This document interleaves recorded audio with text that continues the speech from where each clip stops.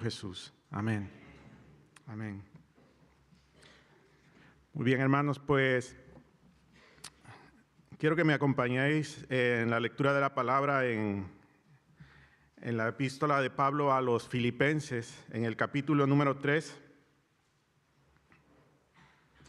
Y vamos a leer de los versículos 1 al 3 y de los versículos 7 al 14.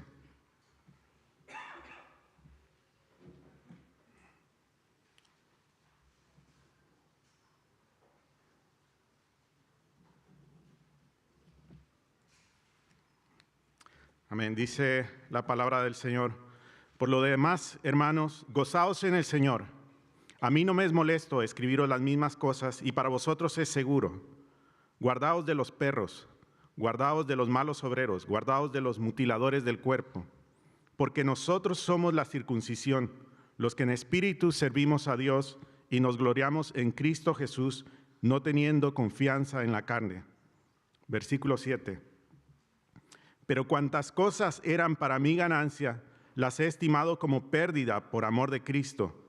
Y ciertamente aún estimo todas las cosas como pérdida por la excelencia del conocimiento de Cristo Jesús, mi Señor, por amor del cual lo he perdido todo y lo tengo por basura para ganar a Cristo. Y ser hallado en Él, no teniendo mi propia justicia, que es por la ley, sino la que es por la fe de Cristo, la justicia que es de Dios por la fe, a fin de conocerle y el poder de su resurrección y la participación de sus padecimientos, llegando a ser semejante a él en su muerte, si en alguna manera llegase a la resurrección de los muertos. No que lo haya alcanzado ya, ni que ya sea perfecto, sino que prosigo por ver si logro hacer aquello para lo cual fui también asido por Cristo Jesús. Hermanos, yo mismo no pretendo haberlo ya alcanzado, pero una cosa hago, olvidando ciertamente lo que queda atrás y extendiéndome a lo que está delante, prosigo a la meta, al premio del supremo llamamiento de Dios en Cristo Jesús. Amén. El apóstol Pablo empieza este capítulo con dos imperativos, con dos ordenanzas. La primera es gozaos y la segunda es guardaos. Gozaos y guardaos. Y esta es la base de este sermón que quiero compartir hoy con la ayuda del Señor. Así que es un mensaje sencillo, son dos ordenanzas, gozaos y guardaos. Y es interesante cómo Pablo nos dice, gozaos en el Señor. ¿Cuántos de vosotros podéis decir que os gozáis en el Señor? La pregunta es ¿por qué Pablo lo ordena? ¿Por qué Pablo tiene que dar una orden sobre algo que se supone que deberíamos de desear? No se supone que si nosotros amamos algo, entonces no se nos debería mandar amarlo, sino que lo haríamos de forma instintiva. Sin embargo, vemos que Pablo nos ordena, nos manda, nos dice, gozaos en el Señor. Imagínate que alguien te dice que un tío abuelo tuyo que ni siquiera conocías no tenía más herederos que tú y que te ha dejado una herencia de 5 millones de euros. A que nadie tendría que mandarte a que te alegres. Si te dan esa noticia, automáticamente, como un reflejo de ti, brotaría alegría, porque claro, tener prosperidad es bueno. Y sin embargo, vemos que aquí el apóstol Pablo nos está llamando a gozarnos en aquel que es la fuente del gozo, en aquel que es la fuente de la alegría. Quiero usar la siguiente ilustración que ya una vez la usó Israel, bueno, la escuché de Israel. Con Israel tuvimos la oportunidad de estar en Guatemala ya en 2 ocasiones.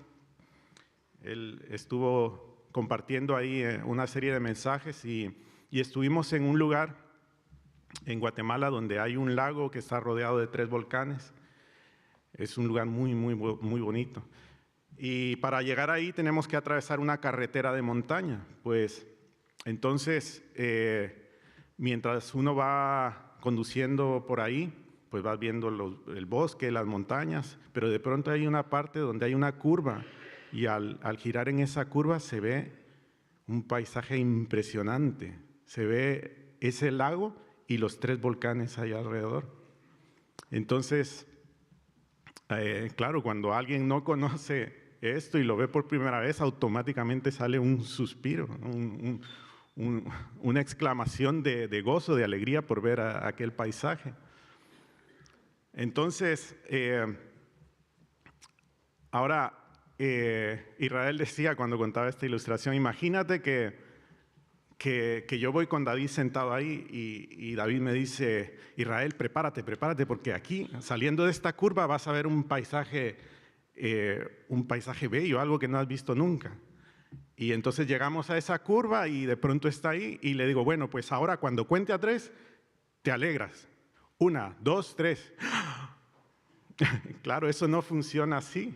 Eso no funciona así. Yo no tengo que decir, es más, ni siquiera tengo que anunciarle que está a punto de ver algo. Simplemente cuando nosotros reconocemos la belleza, cuando reconocemos algo que es bueno y placentero, esa alegría, esa alabanza sale de nosotros.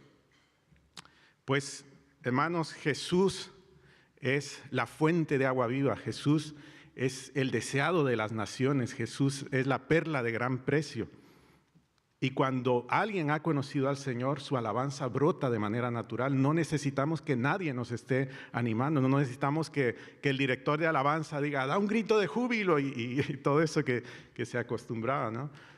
Porque tu alabanza brota naturalmente cuando has visto al Señor. Y sin embargo, Pablo nos está ordenando, gozaos en el Señor. Porque Pablo nos dice, gozaos en el Señor, nos da una ordenanza cuando eso brota de manera natural. La respuesta en realidad es muy sencilla.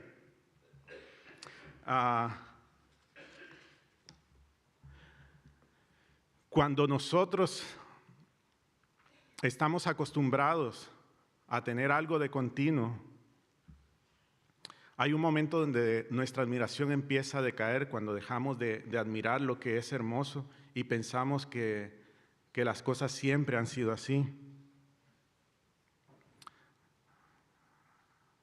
Recuerda, por ejemplo, cuando conociste a tu esposa o a tu esposo, ¿no? Es ese primer momento ahí, hay un momento de mariposas en el estómago, en que los científicos lo han descrito como una enfermedad de la mente, una enfermedad temporal, porque hay una serie de trastornos que ocurren en el cerebro, que son de manera natural, no es una enfermedad, pero es verdad que dejamos de ver objetivamente la vida, empezamos a ver a esa persona que es bella, pero más bella de lo que es, y empezamos a exaltar todo esto. Pero una vez pasado ese tiempo, si nosotros no cultivamos esa relación, esto pasa, de pronto empezamos a conocer no solo el lado bonito de esa persona, sino también su carácter, empezamos a conocer sus defectos, su pecado, nos empieza a incomodar, empieza a invadir nuestra tranquilidad, nuestra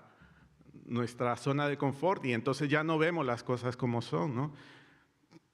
Pero es verdad que somos de esta manera, empezamos a dejar de ver aquello que es bello.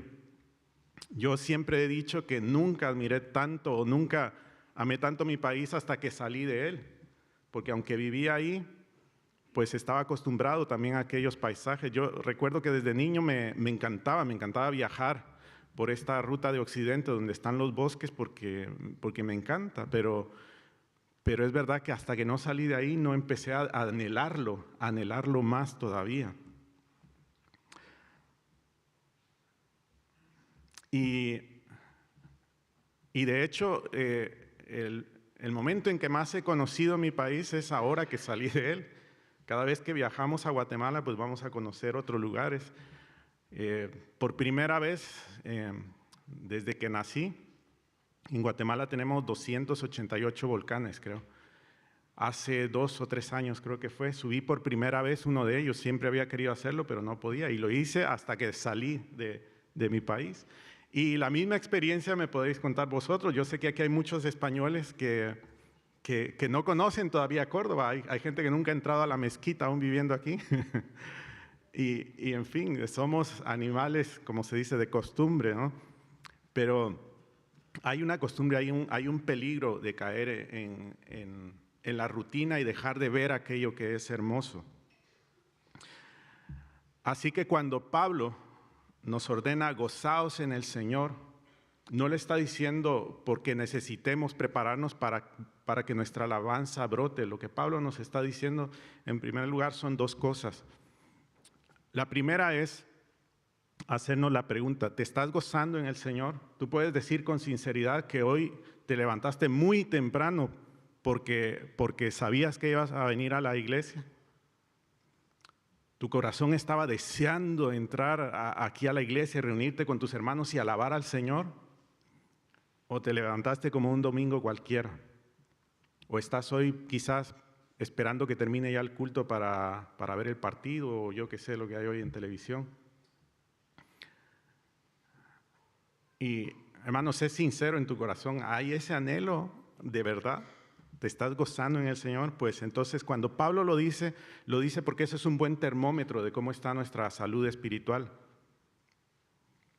Solo Dios y tú saben lo que hay en tu corazón.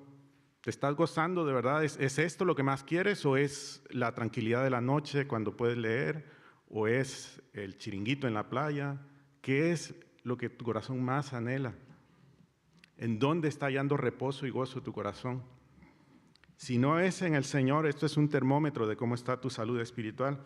Y en segundo lugar, gozaos en el Señor es también un continuo, es una ordenanza. Lo que Pablo nos está diciendo es, ¿has hallado la fuente de la vida? Pues gózate en el Señor. Es una invitación a continuar en el mayor de los placeres. Hermanos, si hemos conocido al Señor, sabemos que no hay un gozo más grande que Él, que no hay nada en este mundo, no hay nada de lo creado que se pueda comparar al Señor. Y por cierto, todo lo que ha sido creado por el Señor, y toda la belleza que podemos encontrar y todo el placer que podemos encontrar en este mundo es simplemente un atisbo de lo que es el Señor. Es simplemente un reflejo de su gloria, pero el Señor es mucho más grande que esto. Así que gozaos en el Señor es una invitación, no es una prohibición. El cristianismo es una invitación a la alegría, es una invitación al gozo. Pero vuelvo a hacer la pregunta, ¿por qué se nos manda entonces? Si es que hemos visto al Señor, ¿no deberíamos de permanecer ahí siempre? ¿Por qué? ¿Por qué Pablo nos da esta ordenanza? Para contestar esto completamente, quiero ir al segundo imperativo que Pablo nos da en este pasaje, es guardaos. Guardaos. En este caso, Pablo nos dice, guardaos de los perros. En aquel tiempo la iglesia estaba sufriendo un ataque frontal por parte de los judaizantes y por una forma incipiente de lo que más adelante se conoció como gnosticismo. Entonces, los judaizantes eran un grupo de judíos que supuestamente se habían convertido al cristianismo y de pronto empezaron a infiltrarse en la iglesia, a mandar cartas y a decir, Cristo era necesario, Cristo tenía que venir a cumplir la ley, pero es necesario que además de Él nosotros cumplamos esta serie de normas, y entonces mandaban a la iglesia de los gentiles que se circuncidaran, que guardaran las fiestas judías, en fin, que hicieran toda esta serie de rituales. Pero fijaos cómo los llama Pablo, los calificativos que Pablo usa para referirse a ellos, los llama perros, malos obreros y mutiladores del cuerpo. Estos tres adjetivos describen la identidad de esas personas. Pablo nos dice en el versículo 12 del pasaje que hemos leído cuál era su llamado, cuál era su misión. Dice que Pablo finalmente había estimado todas las cosas que él tenía, toda su carrera, todo su currículum como pérdida en comparación con Cristo Jesús. Y él decía, todo esto lo tengo como pérdida para alcanzar a Cristo, para alcanzar la perfección, para ser como Él. Y Y para alcanzar esto, Pablo entendió que tenía que renunciar a todo aquello que para él era valioso. Pablo, antes de venir al cristianismo, antes de conocer al Señor, él era un judío recalcitrante, era un fariseo de fariseos y de hecho él da su currículum ahí en este pasaje. Pues él, que se consideraba un judío de judíos, llama a estos judaizantes perros. La palabra perros era una palabra que los judíos usaban para hablar acerca de los gentiles, acerca de los que no eran judíos. Era una forma despectiva. Pues fijaos que Pablo les llama a ellos perros, o sea, en otro sentido les está diciendo, ellos no son judíos, ellos no son del pueblo de Dios, ellos por sangre descienden de Abraham, pero no son en absoluto el pueblo de Dios, no se les puede llamar pueblo de Dios, así que ellos son perros.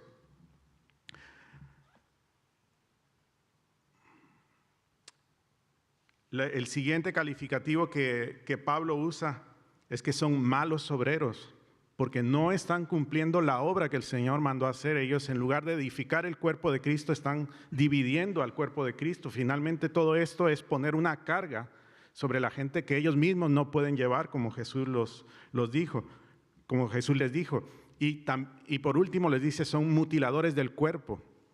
Este calificativo es principalmente porque ellos mandaban a los hombres someterse a la circuncisión como un requisito para alcanzar la salvación. Así que Pablo les llama mutiladores del cuerpo, pero no solo por esta razón, sino porque finalmente con esto lo que consiguen es destruir al hombre, no alcanzar su meta, ir por un camino equivocado. Finalmente conducen a la gente por un camino mucho peor que el que estaban antes, porque al menos antes sabían que eran pecadores y sabían que tenían necesidad de Cristo, pero por este camino los está llevando a un camino de engaño, creyendo que están siguiendo la senda correcta. Pero entonces Pablo, después de hablar acerca de ellos y darnos estas dos ordenanzas, en primer lugar él dice, gozaos en el Señor. Y después dice, guardaos de los perros, de los malos obreros. Y claro, Pablo da estas razones, pero luego dice, pero nosotros somos. Ahora él empieza a hablar de lo que nosotros somos. Pablo contrasta lo que nosotros somos frente a estos falsos maestros, frente a estas falsas doctrinas, nos abre los ojos y nos dice, no hagáis caso a estos falsos maestros, porque ellos quieren daros algo que no tienen. Ellos quieren daros algo que vosotros mismos ya sois. Dice la palabra, porque nosotros somos la circuncisión, los que en espíritu servimos a Dios y nos gloriamos en Cristo Jesús, no teniendo confianza en la carne. Qué grandes verdades encierran estas palabras. Pablo dice, no los oigáis porque lo que ellos prometen no lo tienen. Y en cambio vosotros ya lo sois. Pablo da 4 características de un verdadero cristiano. En primer lugar nos dice que nosotros somos la circuncisión. En segundo lugar, que servimos a Dios en espíritu. En tercero, nos gloriamos en Cristo. Y por último, no tenemos confianza en la carne. Un cristiano es mucho más cosas, pero Pablo resalta estas 4 características. Nosotros somos, en este caso, la circuncisión. En segundo lugar, nosotros servimos a Dios en espíritu. Nos gloriamos en Cristo Jesús. Cristo es nuestra gloria. Y por último, no tenemos confianza en la carne. Mirad lo que dice Pablo en el libro de Romanos, en el capítulo 2. Pues en verdad la circuncisión aprovecha si guardas la ley, pero si eres transgresor de la ley, tu circuncisión viene a ser incircuncisión. Si pues el incircunciso guardare las ordenanzas de la ley, ¿no será tenida su incircuncisión como circuncisión? Y el que físicamente es incircunciso, pero guarda perfectamente la ley, te condenará a ti, que con la letra de la ley y con la circuncisión eres transgresor de la ley. Pues no es judío el que lo es exteriormente, ni es la circuncisión la que se hace exteriormente en la carne, sino que es judío el que lo es en lo interior, y la circuncisión es la del corazón, en espíritu, no en letra, la alabanza del cual no viene de los hombres, sino de Dios. ¿Veis lo que Pablo está diciendo aquí? ¿Veis por qué Pablo les llama a ellos perros? Porque ellos tienen una circuncisión en la carne. Ellos exteriormente guardan todas las ordenanzas de la ley, son irreprochables delante de los ojos de los hombres, pero Dios ve el corazón. Jesús les llamó tumbas blanqueadas y sin embargo Pablo nos llama a nosotros, el pueblo de Dios, dice, nosotros somos la circuncisión. Esto es asombroso, hermanos, porque yo conozco mi corazón, porque yo conozco el pecado que hay en mí, yo conozco mis pensamientos y sin embargo el Señor me llama a mí su hijo, su pueblo, y yo sé que soy circuncisión en Él. Si pretendemos cumplir un mandamiento de la ley ceremonial, debemos cumplirlos todos. Pero si entendemos que como hombres, seres caídos, somos incapaces y que por tanto necesitamos un Salvador, es decir, al postrer Adán, quien cumplió toda la ley, ahora nosotros estamos en Él y en Él somos circuncidados. Mirad lo que dice Pablo en otro pasaje. Mirad que nadie os engañe por medio de filosofías y huecas sutilezas según las tradiciones de los hombres, conforme a los rudimentos del mundo y no según Cristo. Porque en Él, en Cristo, en Él habita corporalmente toda la plenitud de la deidad y vosotros estáis completos en Él, que es la cabeza de todo principado y potestad. En Él también fuisteis circuncidados con circuncisión no hecha a mano, al echar de vosotros el cuerpo pecaminoso carnal en la circuncisión de Cristo, sepultados con Él en el bautismo, en el cual fuisteis también resucitados con Él, mediante la fe en el poder de Dios que le levantó de los muertos. Y a vosotros, estando muertos en pecados y en la incircuncisión de vuestra carne, os dio vida juntamente con Él, perdonándoos todos los pecados, anulando el acta de los decretos que había contra nosotros, que nos era contraria, quitándola de en medio y clavándola en la cruz. Despojando a los principados y a las potestades, los exhibió públicamente, triunfando sobre ellos en la cruz. Por tanto, dice Pablo, nadie os juzgue en comida o en bebida o en cuanto a días de fiesta, luna nueva o días de reposo, todo lo cual es sombra de lo que ha de venir, pero el cuerpo es de Cristo. Amén. Así que Pablo está diciendo que si hay alguien que se cree justo delante de Dios, alguien que pueda decir, yo he cumplido toda la ley, yo puedo levantarme y defender mi caso delante de Dios, está en un error, porque esa persona está más al borde del infierno que cualquier otra persona, porque no conoce su propia condición. Y sin embargo, Pablo dice, pero nosotros, lo que nosotros somos, lo somos porque estamos en Cristo Jesús. Hermanos, este es un misterio grande porque de alguna manera, los que hemos creído en Cristo Jesús estamos incorporados en su cuerpo. Esto es un misterio, pero es así literalmente. Nosotros somos el cuerpo de Cristo. ¿Os acordáis lo que Dios le dijo a Adán? Bueno, declaró a la creación cuando creó al hombre. Dice que Dios creó al hombre a su imagen, conforme a su semejanza. La palabra que usa ahí no es el hombre en masculino, sino más bien se podría traducir como la humanidad. Y dice, varón y hembra los creó. Es decir, la imagen de Dios es el varón y la hembra. Y en base a esa verdad, el Señor dice, por tanto dejará el hombre a su padre y a su madre y se unirá a su mujer y los dos serán una sola carne. Por eso la Biblia nos habla tanto acerca del matrimonio, diciéndonos que el hombre es cabeza de la mujer, que el hombre es cabeza de la mujer, como si ellos fueran un solo cuerpo, donde el hombre es la cabeza. Pues dice la palabra que Cristo es nuestra cabeza, nosotros somos su esposa, y de esta manera nosotros somos el cuerpo de Cristo. En una ocasión mi hija me preguntó, estábamos leyendo el Génesis, y me preguntó, papá, ¿y si solo hubiera pecado Eva? ¿Qué hubiera pasado? ¿Qué habría pasado? Preguntas. Y yo le digo, bueno, pues mira, el domingo se lo preguntamos a los pastores. No, bueno, le digo, no, yo no puedo dar una respuesta exacta de lo que hubiera pasado porque la Biblia no lo dice. O sea, no lo dice de manera explícita, pero yo creo que sí hay muchos pasajes para apoyar esto, y precisamente uno de ellos es esto. Si solo Eva hubiese pecado y Adán no hubiese pecado, creo que la humanidad no hubiese caído, porque precisamente ese fue el papel que Cristo vino a cumplir. Y esto es lo que a mí me asombra, porque yo soy pecador, yo tengo pasiones pecaminosas, he sido rescatado, he sido regenerado, y la palabra dice que el justo es como la luz de la aurora que va en aumento hasta que el día es perfecto, ¿no? Pero aún así veo esa reminiscencia del pecado y me duele cada vez que fallo, que peco, y me pregunto, ¿cómo Cristo me puede tratar como justo siendo un pecador? Pues la palabra dice que Adán, nuestro primer padre, fracasó en el huerto del Edén. Cuando ellos pecaron, Dios le pidió cuentas a Adán. La responsabilidad cayó sobre él.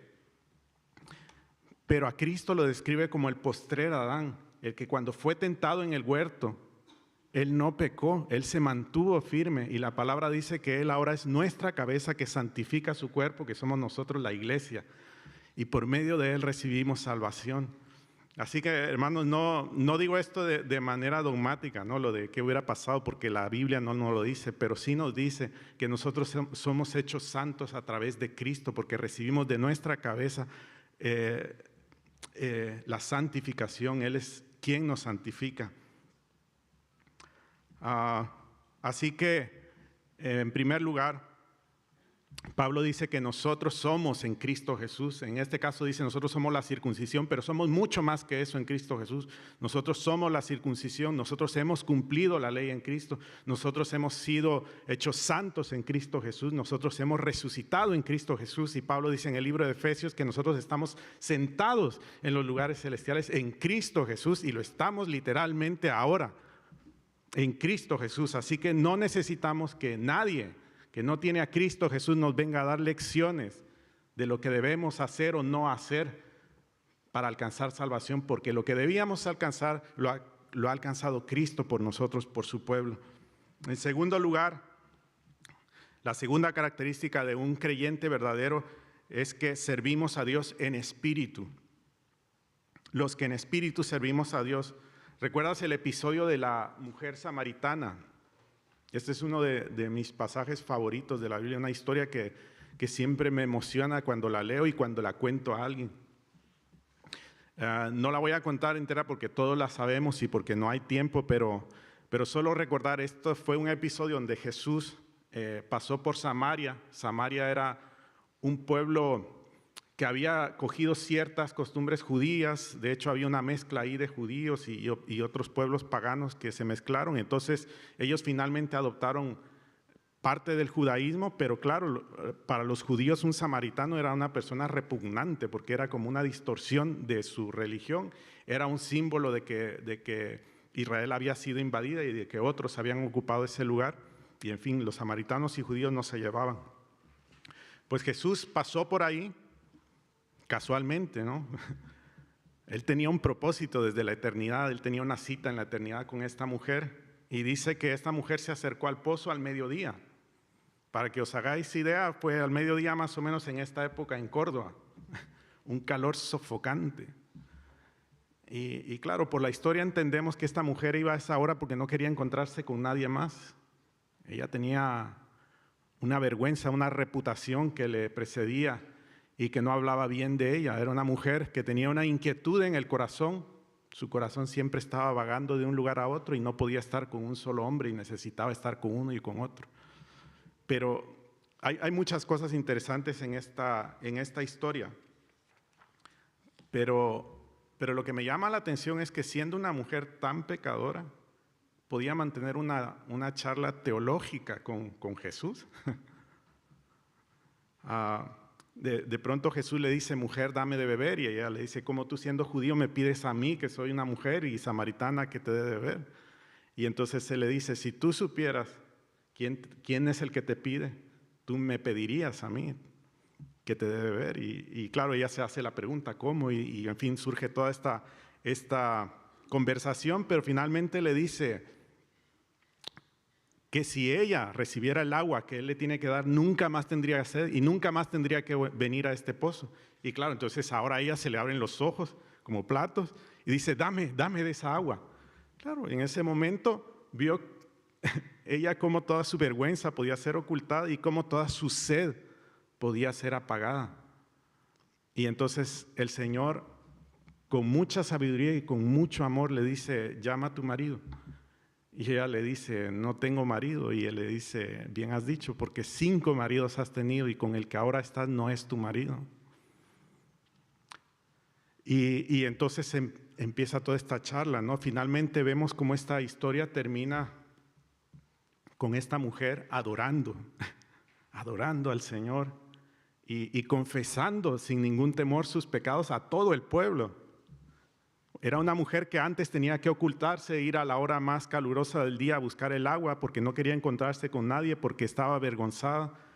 Y de pronto vemos a una mujer llena de alegría, llena de gozo, de alabanza, contándole a todo el mundo, a todo el pueblo, lo que ella había sido y cómo Jesús la convirtió de una mujer sedienta a una mujer adoradora. Y claro, a mí no me sorprende encontrar a una persona que tiene cierta reputación y que puede mantener una charla teológica, porque lo que el drogadicto busca en las drogas, lo que un pervertido busca en el sexo, en la pornografía, todo el placer que nosotros buscamos en este mundo no es otra cosa más que sed de Cristo Jesús. Hermano, lo que tú estás buscando en otra cosa que no es Cristo, solo lo puedes hallar en Cristo Jesús, y esta mujer lo encontró ahí. Toda la sed de esta mujer era sed de Cristo, y el Señor la encontró y la hizo una adoradora. Nuestra adoración, nuestro servicio a Dios es en espíritu, no en la carne. Así que no importa cuántas buenas obras hagas, no importa cuánto dinero dones tú a ONGs, a orfanatos o lo que tú quieras, no importa cuántas penitencias hayas hecho, no importa nada de lo que tú hayas hecho, si tu espíritu no puede ver la belleza del Señor y adorarle a Él. Así que, en primer lugar, Pablo dice, un verdadero cristiano tiene su identidad en Cristo, es la circuncisión en Cristo. Y en segundo lugar, los verdaderos cristianos somos los que en espíritu servimos al Señor, somos los que hemos saciado nuestra sed, los que hemos visto en Cristo Jesús la plenitud del gozo. En tercer lugar, Pablo dice que el creyente se gloría en Cristo Jesús, que su gloria es Cristo Jesús.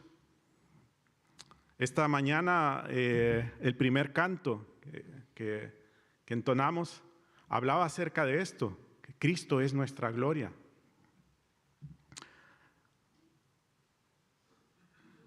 Si nosotros vemos de pronto un paisaje asombroso, como dije al principio, no tenemos necesidad de que nadie nos ordene gozarnos o alegrarnos, lo vamos a hacer de manera automática. Pues lo mismo pasa con Cristo Jesús, y Pablo lo dice. Y entonces Pablo nos recuerda que Cristo es nuestra gloria y que nosotros debemos gloriarnos en Cristo Jesús. Un verdadero cristiano se gloria en Cristo Jesús. Ahora, ¿qué significa esto, gloriarnos en Él? Gloriarnos, lo voy a decir así de manera sencilla, como si se lo explicara a mis hijos, es presumir de Cristo, presumir de quién es nuestro Dios. Eso es gloriarnos en Cristo. ¿Ves cómo los hombres se glorían de las carreras que tienen, de sus títulos, de doctorados, máster y lo que han conseguido? Pues nosotros nos gloriamos de Dios, de Cristo Jesús, de lo que Él hizo en la cruz del Calvario, de que Él es nuestro Salvador, de que Él es padre de huérfanos, de que Él rescata al necesitado. ¿Por qué Pablo nos manda a gloriarnos, a gozarnos en algo que debería ser nuestro gozo? Pablo lo manda porque sabe que necesitamos verle a Él más.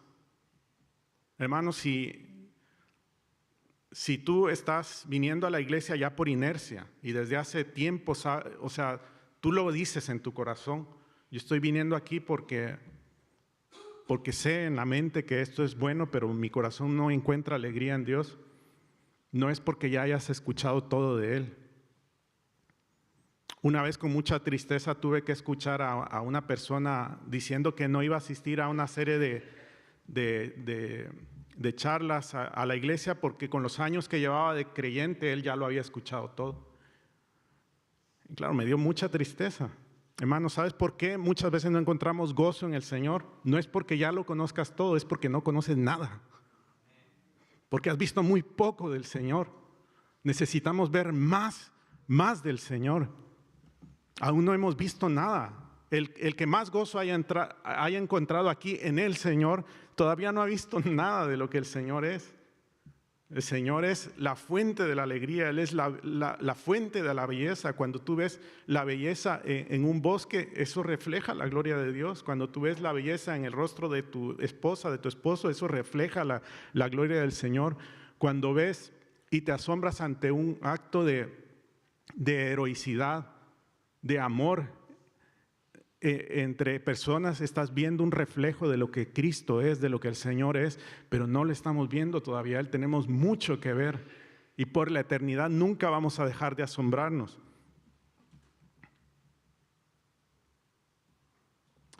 Así que la tercera característica es que el creyente se gloría en Cristo Jesús porque ve la gloria de Dios reflejada en el rostro de Jesucristo. Un verdadero creyente ha visto la gloria de Cristo. Esto es lo que Pablo está diciendo. Sin embargo, claro, ¿cómo explicar esto?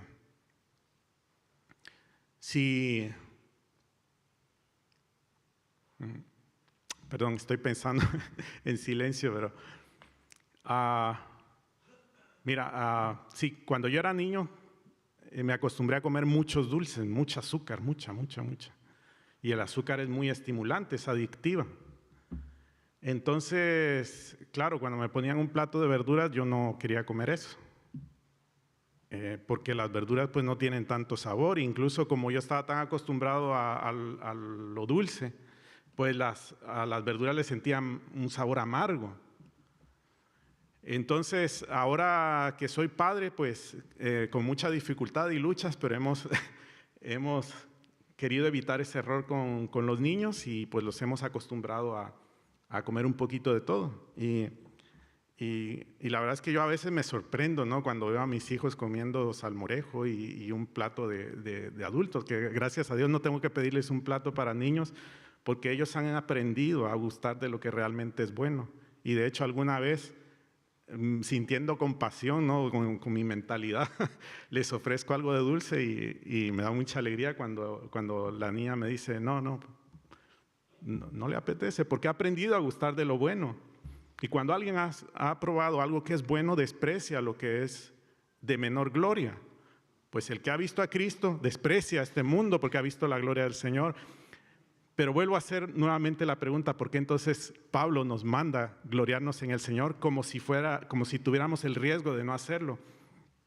La razón es porque en nuestra caída las cosas de este mundo nos son mucho más sensibles, nos son muchísimo más sensibles, porque de alguna manera en la caída perdimos la capacidad de pensar como deberíamos de pensar. Nuestra voluntad se vio corrompida, nuestras pasiones se torcieron y en fin, nuestro corazón finalmente quedó contaminado por el pecado.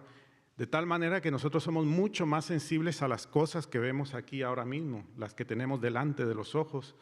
Y por eso Santiago dice, creo que es Santiago sí, donde dice, ¿de dónde vienen la lucha, las guerras entre vosotros y toda la maldad? Dice, viene de vuestras pasiones que batallan en vuestros cuerpos, de la pasión, la concupiscencia, el deseo de los ojos, la vanagloria de esta vida. Nos es mucho más sensibles. Y hermano, aunque hayas visto la gloria de Cristo, Tú no puedes meterte en la boca del lobo, no puedes jugar con fuego sin quemarte. Aunque hayas aprendido a gustar del mejor plato, si tú te sometes bajo la tentación vas a caer sin remedio. Desgraciadamente, nuestro cuerpo, nuestro ser es mucho más sensible a las cosas de este mundo, a la gloria de este mundo. ¿Recuerda la tentación de Cristo? Lo que Cristo, cómo la serpiente intentó engañar al Señor y persuadirlo. Lo tentó primero sabiendo que llevaba 40 días sin comer. Dice la Biblia que él empezó a sentir mucha hambre. Cuando a mí me pasan ya 8 horas sin comer, me siento así, como Cristo después de esos 40 días. Y entonces, claro, la serpiente le dice, si tú eres el Hijo de Dios, dile a estas piedras que se conviertan, ¿no? Estaba tentándole en sus apetitos carnales, en su naturaleza, ¿no? Jesús no tenía pecado, pero tenía una naturaleza humana como nosotros y tenía hambre, y eso no es pecado. Pero lo estaba incitando a pecar, a buscar la gloria en algo externo. Y Jesús rechaza esa tentación diciendo, la palabra dice, no solo de pan vivirá el hombre. Pero después lo tienta ofreciéndole los reinos, la vanagloria de este mundo. Y Jesús también sabe resistir a ello por medio de la palabra. Y finalmente le dice, bueno, como diciendo, tú confías en Dios, muy bien, pues tírate de este lugar, porque el Señor dice que Él mandará a sus ángeles. Pero finalmente Cristo, como el postrer Adán, resistió la tentación y salió victorioso de allí. Pero mirad cómo si Satanás fue tan descarado de tentar al Señor de esa manera, imagínate lo que va a hacer con nosotros. Imagínate con nuestra naturaleza pecaminosa. Pues la razón por la que Pablo nos manda a gloriarnos en el Señor es porque corremos el peligro de no hacerlo, de que aunque hayamos probado el mejor de los platos, podemos volver a caer en la basura de este mundo. Y finalmente Pablo dice que un verdadero creyente no tiene confianza en la carne.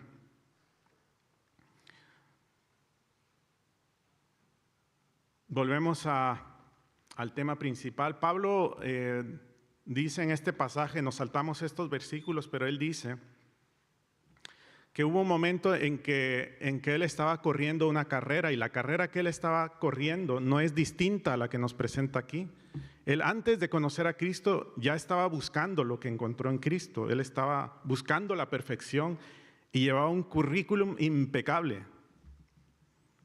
Porque además él no solo podía presumir de que era el judío de los judíos, fariseo de fariseos, sabía de qué tribu venía, había guardado la ley, seguramente había memorizado, si no toda la ley, pues mucha parte de ella. Pero Pablo también era un hombre instruido en su mundo. Él conocía la filosofía griega, sabía el pensamiento imperante de ese tiempo, y fue una persona extraordinaria en pensamiento, tenía todo para tener éxito en este mundo. Y sin embargo, cuando conoció a Cristo, él dice, pero todo lo que para mí era ganancia, lo he estimado como pérdida por amor de Cristo. Y aún estimo todas las cosas como pérdida por el conocimiento de Él, y las tengo por basura con tal de ganar a Cristo. La palabra que usa Pablo ahí es mucho más fuerte, porque se refiere a que él estima todas las cosas como estiércol en comparación con Cristo. Todo aquello que para él era su gloria, por lo que había trabajado, era ahora basura en comparación con Cristo. Antiguamente no existían universidades.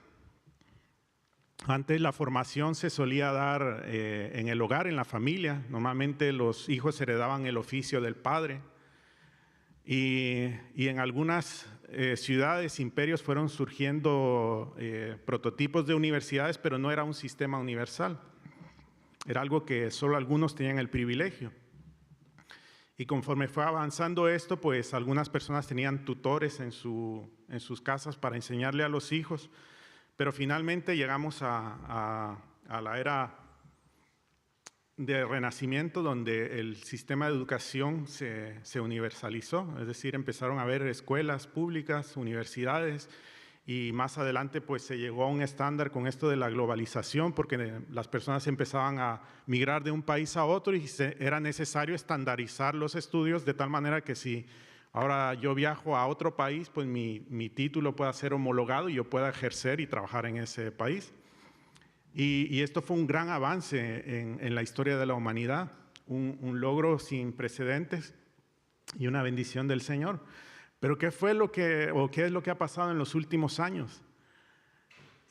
Pues yo me acuerdo, o sea, todavía me acuerdo cuando era niño ver a muchachos de 20 años, 25 años, yo los veía mucho mayor de lo que los veo ahora, porque eran personas que ya estaban trabajando, que estaban sosteniendo una familia, que tenían ya hijos y en fin, estaban en el mundo laboral. Pero ahora veo adolescentes de 35 años que todavía no han terminado sus estudios. Claro, no han trabajado nunca, ¿no? Y en parte esto es culpa de cómo los gobiernos han movido las cosas, ¿no? Te han puesto, pues ahora resulta que alguien que estudia 6, 7 años de medicina, al salir ya no, o sea, nunca ha visto un paciente. Nunca ha ejercido y no está preparado para ello, así que tiene que hacer una especialidad y ahí con un año de supervisión empieza a ver pacientes. Pero es que ahora después tiene que hacer un máster y tiene que hacer un doctorado y tiene que hacer un montón de cosas. Y no sé cómo está en todas las carreras, pero al menos en la mía la mayoría de máster no sirven absolutamente para nada, para nada. Se aprende mucho más leyendo un libro que pagando un máster, ¿no? Pero en fin, lo que en un principio fue una bendición y transformó el mundo, fue un hito en la historia de la humanidad, ahora se ha convertido en una serie de requisitos sin propósito, más que tener una colección de títulos. ¿Cuántas personas hay que tienen el nivel C1 de inglés y no son capaces de mantener una conversación? Porque el objetivo de la educación ya no es formar personas para trabajar, ya no es formar personas útiles, sino entregar títulos a las personas. Entonces, lo que en un principio era un propósito para alcanzar el bien, para alcanzar la productividad y ser un hombre de bien, se ha vuelto en una serie de requisitos sin normas, sin sentido. ¿Y por qué digo esto? Porque Pablo reconoció que él buscando la gloria de Dios, que él buscando la perfección, se había equivocado totalmente de camino, había perdido el rumbo totalmente. Y todo aquello que debía reflejar la gloria de Cristo, todo aquello que estaba apuntando a Cristo, se había vuelto en el centro de Pablo, en el centro del judaísmo. Mucho de la educación hoy en día está cayendo en el mismo error, está dejando de cumplir ese propósito. ¿Y por qué digo esto? Porque cuando Pablo dice nosotros ya no tenemos confianza en la carne, es porque él se dio cuenta que ese camino era inútil y que no lo llevaba a ningún lugar. ¿Os acordáis el pasaje que leí antes? Cuando decía Pablo todo lo que Cristo es y lo que nosotros somos en Él. Y entonces él decía de manera, hermanos, que nadie más os tiene que juzgar en cuanto a ayuno, a días de reposo, a fiestas, a cumplir esto y lo otro. Porque todo eso era sombra de lo que había de venir, pero el cuerpo es de Cristo. Este pasaje ya ha sido discutido aquí muchas veces. Lo que quiere decir es que todo el ritual judío, todas las normas que había que guardar, los días de reposo, el abstenerse de ciertos alimentos, no era el centro del culto. Eso simplemente era una sombra que estaba proyectando a alguien que venía, y el que proyectaba esa sombra es Cristo Jesús. Pero ahora que Cristo está aquí, todo eso es inútil, lo tenemos que desechar, porque ahora Cristo está en medio de nosotros y tenemos que abrazarlo a Él. Si nosotros abrazamos las formas externas, nos estamos volviendo inútiles, nos estamos volviendo improductivos, nos estamos volviendo estériles para el reino de Dios. Y para dejar una imagen en tu mente de cómo es esto, alguien hablando acerca de esta corrupción del sistema educativo dijo: un experto es alguien que sabe cada vez más sobre cada vez menos hasta que llega a conocerlo absolutamente todo sobre nada.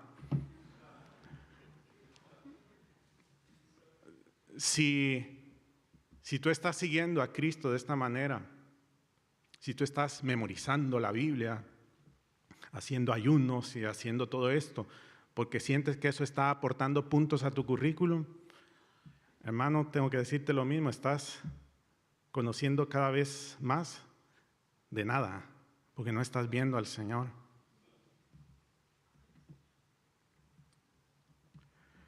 Lo que era un andamio para construir un edificio llegó a convertirse en el edificio mismo y olvidamos lo que queríamos buscar. La ley era ese andamio que se estaba levantando para construir el edificio, es decir, para revelar a Cristo. Pero nosotros decidimos quedarnos con el andamio y desechamos a Cristo. ¿No es esto lo que nos dice la Biblia? Que Cristo es la piedra angular, la piedra principal que los edificadores desecharon. Increíble. Dios se había revelado al mundo para que cuando viéramos a Cristo lo reconociéramos. Y lo que esos sabios no pudieron reconocer, un hombre vestido con piel de camello y que comía langostas, cuando lo vio dijo: he aquí el Cordero de Dios que quita el pecado del mundo. Pero ellos decidieron quedarse con la carcasa vacía, se quedaron con las formas y no fueron capaces de reconocer al Creador, al autor de todo y de todos. Por eso se dice que Cristo es la piedra angular, la piedra principal que los edificadores desecharon.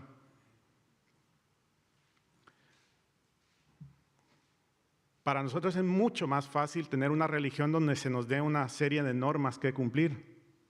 Aunque el que diga que las ha cumplido todas está mintiendo, pero es mucho más fácil porque nosotros llevamos nuestras cuentas y creemos que hemos cumplido. Y tenemos una religión donde podemos manipular a Dios cumpliendo esos requisitos y luego siendo nosotros el Señor de nuestra propia vida. Queremos la religión de la superficie, pero no la de los cambios profundos. Queremos los beneficios de Dios, pero no lo queremos a Él. En definitiva, queremos la religión de Caín, dar nuestra mejor ofrenda para seguir viviendo independientes de Él. Esto es lo que ha pasado a nivel espiritual. Y siempre me he preguntado cómo es que los grandes avivamientos casi siempre terminan con la misma generación con la que se levantó. No sé, es posible que Dios haya querido en su sabiduría manifestarse de una manera especial en cierta generación, desplegando milagros, arrepentimiento, un cambio en la sociedad y después retirarse por un momento.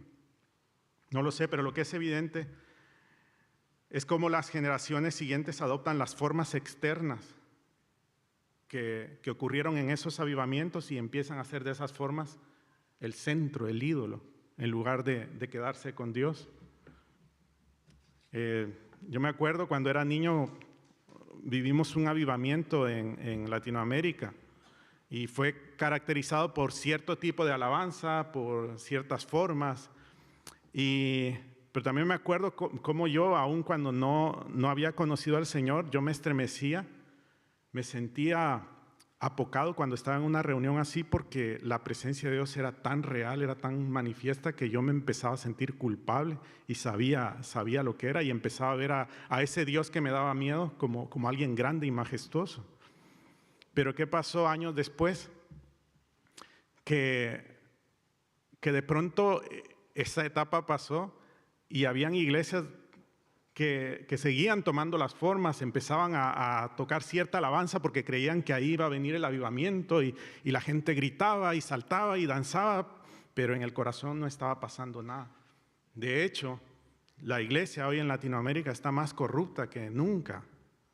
Los escándalos de pastores y líderes cristianos metidos en pecados vergonzosos es terrible. La lista es interminable, y de creyentes que están viviendo una doble vida, porque se han quedado con la carcasa, con las formas de estas generaciones donde hubieron avivamientos, pero no han conocido a Dios, no lo han conocido realmente. ¿Os acordáis del episodio de la serpiente en el desierto, no? Cuando el pueblo de Israel salió de Egipto en una de tantas rebeliones que ellos manifestaron contra el Señor mandó una plaga de serpientes que empezó a morder a las personas y empezaron a morir. Entonces el pueblo ahí en su dolor clamó al Señor y el Señor respondió y le dijo a Moisés que levantara una serpiente de bronce en el desierto y que todo aquel que viera a la serpiente quedaría sano de la enfermedad. Y así lo hizo y el pueblo sanó. Pues lo increíble es que no se nos dice después nada más de esto, pero unos 500 años adelante, creo, aproximadamente. Bueno, ellos entraron a la tierra prometida, hubo un tiempo donde fue gobernada por jueces en Israel y luego ellos pidieron un rey y vino el tiempo de los reyes. Pues toda la historia de la nación fue oscilando entre periodos de avivamiento, periodos de sequedad espiritual, abandonaban al Señor, Dios los rescataba y en fin, nunca fue del todo bien. Pero hubo un momento en que vino un rey, el rey Ezequías, y él encontró los rollos de la ley de Dios y cuando él lo leyó, claro, todos pensamos que él se pudo haber alegrado, ¿no? por todo lo que la Biblia decía, pero no fue así. Lo que le vino al corazón a Ezequías fue un dolor tan grande por los pecados que habían cometido contra el Señor. Y creía que Dios los iba a aplastar en ese momento por los pecados tan grandes que la nación había cometido por haber olvidado la ley del Señor. Y él hizo muchas reformas religiosas, pero dentro de una de ellas, escucha lo que dice la palabra, dice, él quitó los lugares altos y quebró las imágenes y cortó los símbolos de Acera, un dios pagano, e hizo pedazos la serpiente de bronce que había hecho Moisés, porque hasta entonces le quemaban incienso los hijos de Israel, y la llamó Neustán. Un instrumento que Dios mismo había mandado a construir se había vuelto un objeto de idolatría. Y Dios honró la memoria del rey Ezequías, contando este relato como él en este arrebato de discernimiento sabía que eso que Dios había mandado construir era ahora un instrumento de idolatría. ¿En qué estamos poniendo nuestros ojos, hermanos? No nos engañemos pensando que estamos adorando al Señor cuando hemos puesto nuestros ojos en las formas externas, en la periferia y no en Cristo Jesús.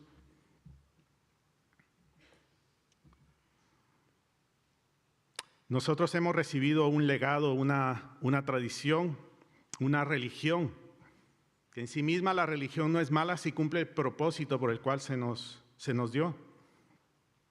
Pero como iglesia corremos el peligro de hacer de las cosas que Dios nos ha provisto nuestro objetivo final.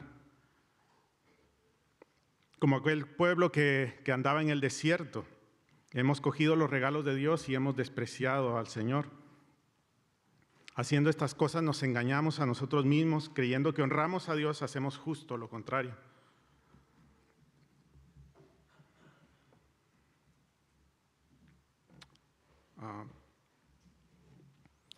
Si nosotros ponemos nuestros ojos en algo que no es Cristo, finalmente eso nos va a llevar a la desesperación, porque podemos encontrar un gozo temporal, pero nuestro corazón nunca se va a saciar. Esto es lo que le pasa a las personas que han pasado por el trauma de la drogadicción. La gran mayoría no logran salir de ahí. Y únicamente un poder superior a eso los puede sacar. Hace poco estuve viendo un documental de una nueva droga que se está usando mucho, sobre todo en Estados Unidos, y una de esas personas, al entrevistarla, decía, lo mejor que me puede pasar a mí es no despertar un día después de haberme dado una sobredosis de esta droga. Porque simplemente no podía dejarlo, porque su corazón estaba preso, estaba cautivo de un poder tan grande, de un poder tan adictivo, porque habían encontrado una gloria tan grande en las drogas que eran incapaces de dejarlo. Lo único que puede hacer libre a estas personas es ver la gloria de Cristo. Lo único que a ti, hermano, te puede hacer libre de tus pecados es ver la gloria de Cristo Jesús cada día, cada día. Mirad, el escritor de los Hebreos le advertía a la iglesia, mirad, hermanos, que no haya en ninguno de vosotros corazón malo de incredulidad para apartaros del Dios vivo. Antes, exhortaos los unos a los otros entre tanto que se dice hoy. para que ninguno de vosotros se endurezca por el engaño del pecado, porque somos hechos participantes de Cristo con tal que retengamos firme hasta el fin nuestra confianza del principio. Entre tanto que se dice, si oyereis hoy su voz, no endurezcáis vuestros corazones como en la provocación. Y luego nos recuerda el escritor de los Hebreos, dice, ¿quiénes son o quiénes fueron los que habiendo oído le provocaron? Dice, ¿no son todos los que salieron de Egipto por mano de Moisés? ¿Y con quiénes estuvo él disgustado 40 años?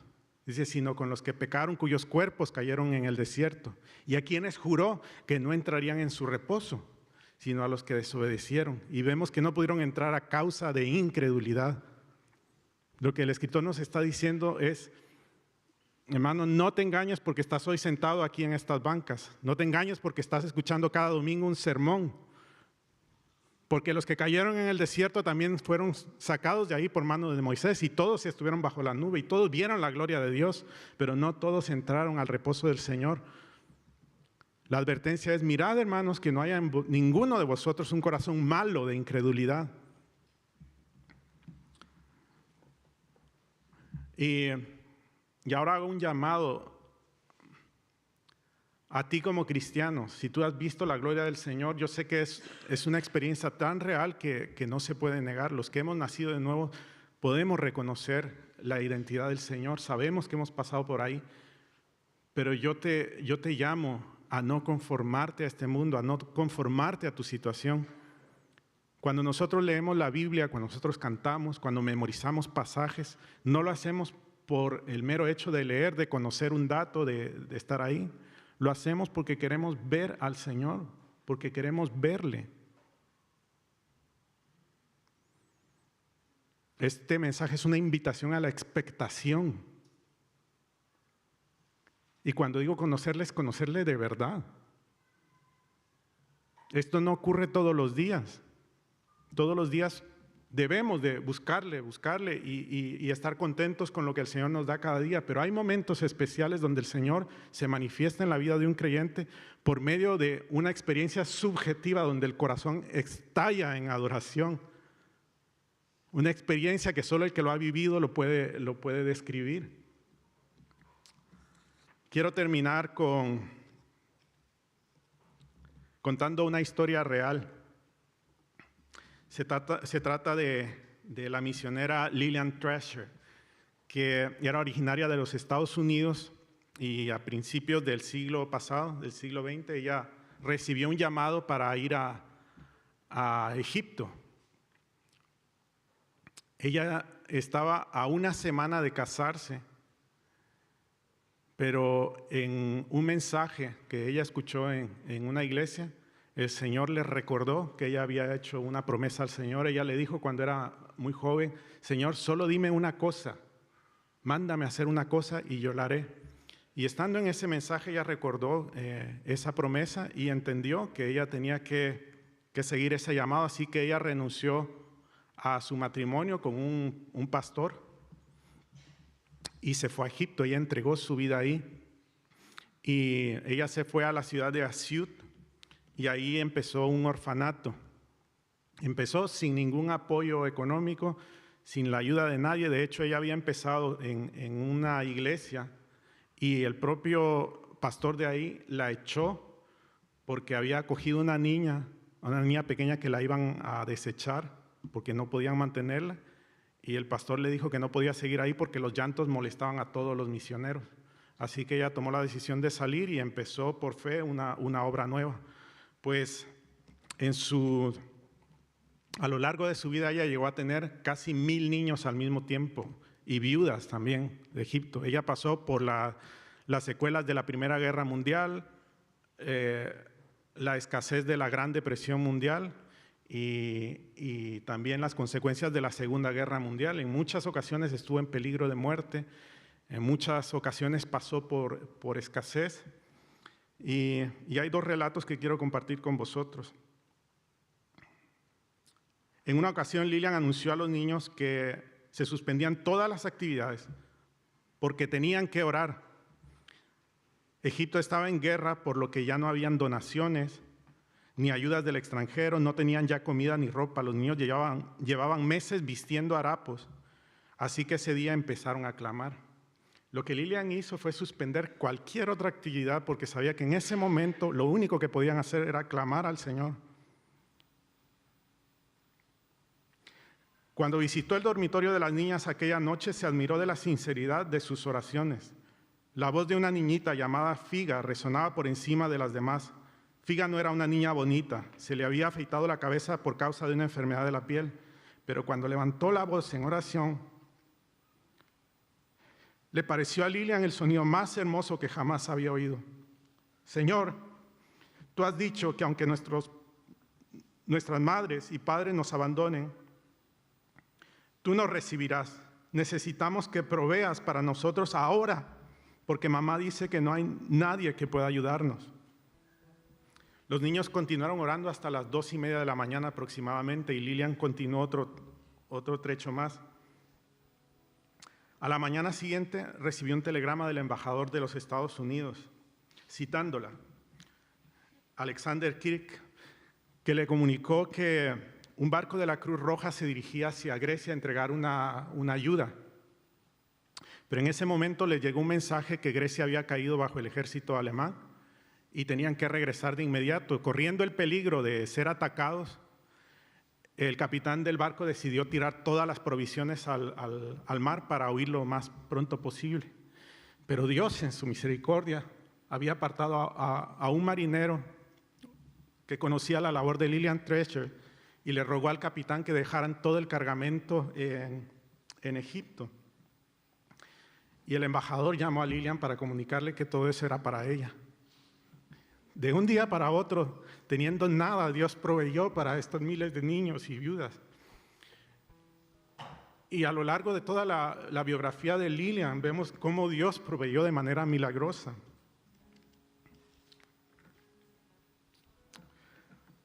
La escritora de esta biografía decía, los niños al orar en tiempos de angustia estaban haciendo exactamente lo que habían visto hacer a ella en tiempos de gran necesidad. Lilian fue un gran ejemplo para estos niños y les mostró al Dios vivo, les mostró que ella conocía a Dios y ellos llegaron a conocer a Dios. Dios se manifiesta en la necesidad y muchas veces nos empuja allí para despojarnos de todo ídolo, de todo consuelo, porque Dios anhela tener comunión con su pueblo. Dios quiere que le conozcamos a Él. En otra ocasión, después de más de 12 años de ministerio, de tener ella el orfanato, cuenta Lilian que una noche se reunieron los niños y viudas para el acostumbrado tiempo devocional, en el que leían la Biblia y después oraban. Leyó un pasaje y cuando les estaba explicando su significado, notó que los niños empezaban a llorar, que empezaban a resollar. De pronto los niños empezaron a ponerse de rodillas y a confesar a Dios sus pecados en voz alta, a pedir perdón y renovación interior. La reunión se alargó hasta bien entrada la noche y cuando los niños fueron enviados a la cama, siguieron orando en grupos. Al día siguiente hubo más oración y confesión de pecado. Este patrón se repitió por 5 días y en este tiempo la vida de muchos niños cambió completamente. Unos niños pidieron perdón a otros por la manera en que les habían tratado y un amor y una aceptación renovados se arraigaron en el orfanato. Los niños pidieron permiso para ir a la ciudad y a la campiña colindante para compartir con otros lo que les había sucedido. Muchos aldeanos nativos oyeron el mensaje del evangelio predicado por niños. El gozo de los niños era tan contagioso que a raíz de ello mucha gente llegó a conocer a Cristo. Ella escribió en una carta a su iglesia en Estados Unidos, Dios nos ha concedido uno de los avivamientos más maravillosos que he visto en toda mi vida. Su poder está barriendo el orfanato como una gran inundación, como un fuego terrible, o como me imagino que será el gran día del juicio. Cientos de niños se inclinan ante Dios pidiéndole misericordia. Otros gritan de alegría y se regocijan en esta nueva y maravillosa bendición. Esto es conocer al Dios vivo y no conocer simplemente palabras muertas que solo nos engordan la cabeza. Esta es una invitación a que si lees la Biblia la leas más, pero esperando ver a Dios. No nos conformemos con saber, busquemos la experiencia. Muchas veces las adversidades, las carencias y el dolor son el medio que Dios usa para que le añoremos, para que clamemos y podamos encontrarnos con Él. Así como Jacob conoció a Dios en una pelea, como Ana le conoció en medio del dolor de su esterilidad, como Job le conoció en el dolor físico y habiendo perdido a toda su familia. Dios se manifestó allí en el dolor. No rehuyamos al dolor, no busquemos otro consuelo, porque estos nos darán una alegría temporal, pero matarán el gozo eterno. Jim Elliot, uno de los jóvenes misioneros que murió en la operación Auca, escribió en una ocasión: no es un tonto el que pierde lo que no puede retener para ganar lo que no puede perder. Él, junto con otros 4 misioneros, perdieron la vida a manos de los Aucas. Ellos fueron a predicarles el evangelio, estuvieron durante mucho tiempo planeando esta misión y sabiendo que corrían el peligro de ser asesinados por ellos, llevaban armas para defenderse, pero se prometieron no usarlas, y cuando el ataque vino sobre ellos, entregaron su vida por amor a sus verdugos. Y es increíble cómo Dios hace las cosas, porque esta tribu era tan salvaje que cuando el equipo de rescate llegó y recuperó los cuerpos, decidieron enterrarlos ahí rápidamente para no correr más peligro. Y cuando leía esta historia, yo decía: Señor, cuán grande es tu sabiduría, porque ellos, como una semilla, fueron sembrados ahí y dio mucho fruto. La hermana de uno de ellos decidió entrar en esta tribu y se quedó y murió allí. Uno de los verdugos llegó a ser pastor de esta comunidad, porque ellos sabían que la gloria que estamos buscando está solo en Cristo, y como cantábamos en el primer canto, ellos habían entendido que nuestra gloria es Cristo y que si los dolores aumentan, la gloria de Cristo es mayor. Padre, te damos gracias por tu amor.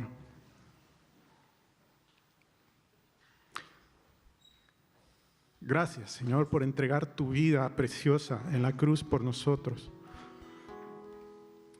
Gracias, Señor, porque no nos has desechado, Señor, a pesar de nuestros muchos pecados, de nuestras rebeliones, a pesar de nuestra necedad. Señor, gracias porque todavía podemos escuchar hoy, porque hoy es el día de salvación. Te ruego, Señor, que tú ablandes nuestros corazones, Señor, que ninguno de los que ha escuchado hoy tu palabra, Señor, salga de aquí sin pedirte a ti misericordia, Señor.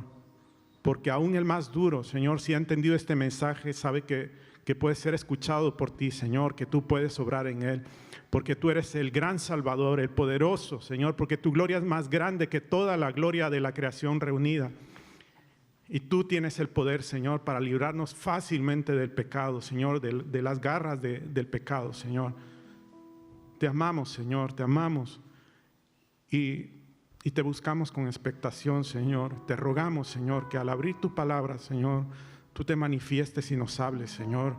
Y si no es hoy, Señor, mañana seguiremos buscándote, Señor.